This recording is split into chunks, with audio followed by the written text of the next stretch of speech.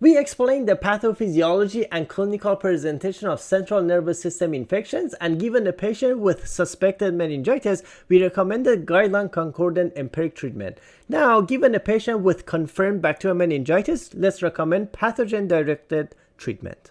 Now, once the susceptibility results are back, if the pathogen identified is Streptococcus pneumoniae, susceptible to penicillin, then penicillin G is the narrowest antibiotic that we can use and has excellent penetration to the CSF. Now, these are all IV agents. So penicillin G is of course IV, and ampicillin is available as IV and PO, and of course we will be using the IV formulation here to maximize the concentration of these drugs in the CSF. Alternatively, if someone cannot tolerate these, we can use Ceftriaxone or cefotaxime, and duration of treatment for Streptococcus pneumoniae meningitis is 10 to 14 days. Now, if the Streptococcus pneumoniae is not susceptible to penicillin, so if the MICs are elevated, we can use ceftriaxone or cefotaxime. As if someone cannot tolerate this, we can use cefepime or Meropenem. And if the Streptococcus pneumoniae is not susceptible to ceftriaxone or cefotaxime, meaning the MIC is greater than or equal to 1, then we need to add vancomycin on board. So that's essentially vancomycin plus either ceftriaxone or cefotaxime.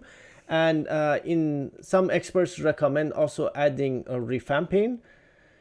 And in particular, rifampin is recommended to be added if it's susceptible. So if rifampin on culture results shows negative, then that should not be used. But if it's susceptible, and if the expected clinical or bacteriologic response is delayed, or if the pneumococcal isolate has a ceftriaxone MIC very high, it is helpful to add rifampin. But there is limited evidence to support this practice, so this is plus minus rifampin. Alternatively, vancomycin plus moxifloxacin can be used, and this combination also doesn't have much evidence behind it. Of course, we want to avoid ciprofloxacin because cipro is not active against strep pneumo.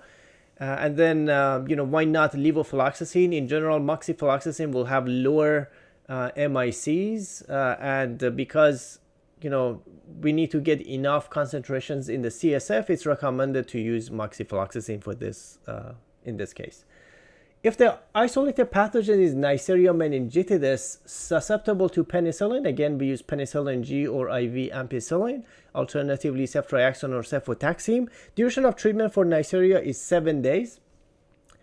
If not susceptible to penicillin, then we use ceftriaxone or cefotaxime, alternatively fluoroquinolone or Meropenem. If it's Listeria, we use ampicillin plus minus gentamicin. And again, this gentamicin is added here plus minus because there's not great evidence behind it. Some observational studies have suggested there is increased survival in patients who also receive gentamicin. There is some synergy between ampicillin and gentamicin. Even though gentamicin has poor penetration into the CSF, observational studies suggest this might be helpful. And of course, this comes at the cost of toxicity. So this should be carefully selected in patients. Alternatively, trimsulfa is active against Listeria, and if someone could not tolerate that, Meropenem is also an option. Duration of treatment for listeriosis is at least 21 days, and if the patient, at least 21 days, so it's based on how they're improving. So if the improvement is not great by 21 days, they may need the longer duration of treatment. For Streptococcus agalactiae, either ampicillin or penicillin G plus minus gentamicin. And again, not great evidence behind this, but aminoglycosides have been documented in vitro to have in vitro synergy against Streptococcus agalactiae when they were added to penicillins. Alternatively, third generation cephalosporins, and duration of treatment is 14 to 21 days. H-flu recommendation is ceftriaxone or cefotaxime. A lot of H-flus have penicillinases, so that's why ceftriaxone and cefotaxime are used. But if there is proof that these are beta-lactamase negative, then ampicillin can be used. Alternatively, cefepime, meropenem, or fluoroquinolone, and duration of treatment is 7 days. For enterobacteriales such as E. coli, ceftriaxone or cefotaxime, and assuming these are ESBL negative. Alternatively, ampicillin, meropenem, aztreonam, fluoroquinolone, trimsulfa, if susceptible on the culture results. Duration of treatment is 21 days. Now, if this happens to be ESBL producing E. coli, of course, we will go to a carbapenem as preferred therapy. For Pseudomonas, it's important to avoid piperacillin tazobactam because of insufficient penetration into the CSF. So preferred regimen is cefepime or ceftazidime, alternatively meropenem, aztreonam, or cipro if susceptible in the culture, and duration of treatment is 21 days. For MSSA, drugs of choice are Nafcillin or oxacillin. Historically, if you look at textbooks, it's recommended not to use cefazolin due to insufficient concentration of cefazolin in CSF. In recent time, updated literature suggests that if you use high doses of cefazolin, such as 2 grams every 6 hours, this should be fine. Again, probably best to use Nafcillin and oxacillin, but in case people could not tolerate these, cefazolin using high dose, because the normal dose is usually 2 grams every 8 hours, so higher dose would be 2 grams every 6 hours. Essentially, Nafcillin, oxacillin are associated with increased hepatotoxicity and nephrotoxicity, so those would be the two top reasons for people not to tolerate these, whereas cefazolin is doesn't have significant effect on the liver or the kidneys. Alternatively, vancomycin or linezolid, and duration of treatment for Staph aureus meningitis is at least 21 days. If it's MRSA, we have vancomycin. Some experts add rifampin, but not great evidence behind that. Alternatively, trimsulfa if susceptible, and linezolid.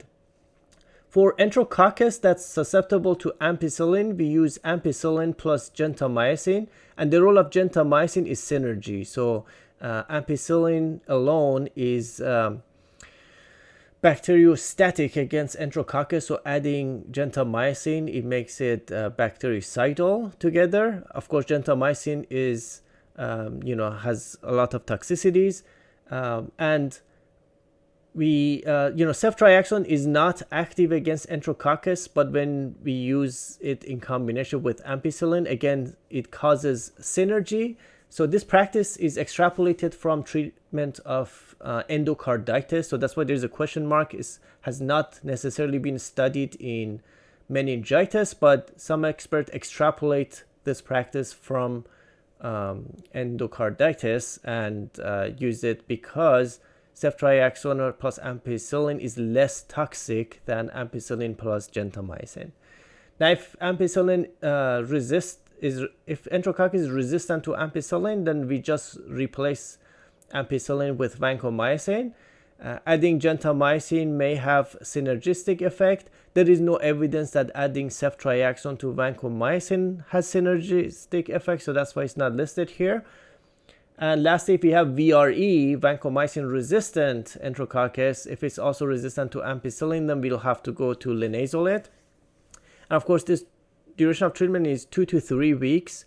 And for that duration, we're going to have significant toxicity from linezolid. So patients may not tolerate linezolid. So we also have high-dose daptomycin as an alternative to treat these patients.